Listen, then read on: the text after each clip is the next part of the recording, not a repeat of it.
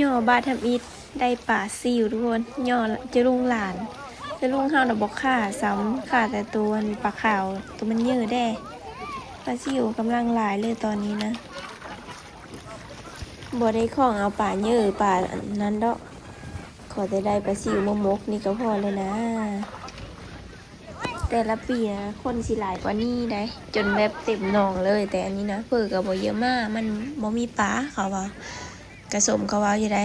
มีแต่ปลาซิวนะย่อจะลงทางมาเลยกับบ่ถือทุกคนแบบนี้แหละป่าเยอะมันก็น้อยเพิ่อก็ว่าถ้าไปหนองแค้นมันมี2หนองล่มอยู่บ้านเฮานะหนองแค้นอาทิตย์หน้าเขาสิลงนะหนองนั้นละป่าเยอะหลายเพิ่อก็ถ้าไปหนองนั้น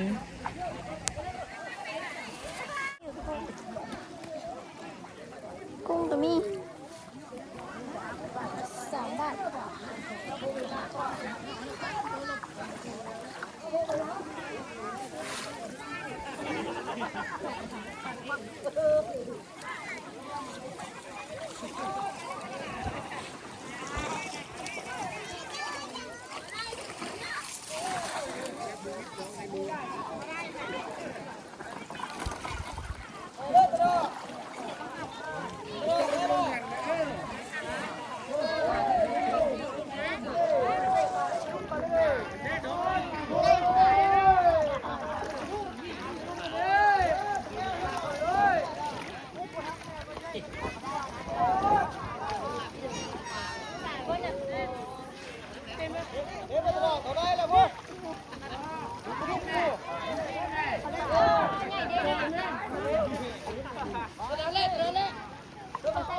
เขาได้2 ตัวแล้ว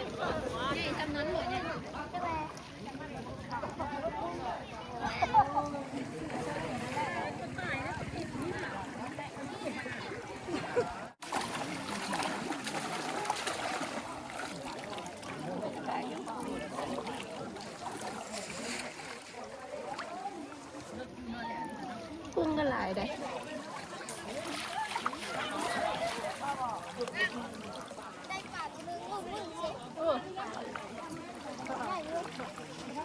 ตั้ง3 นิ้วหนาวไหม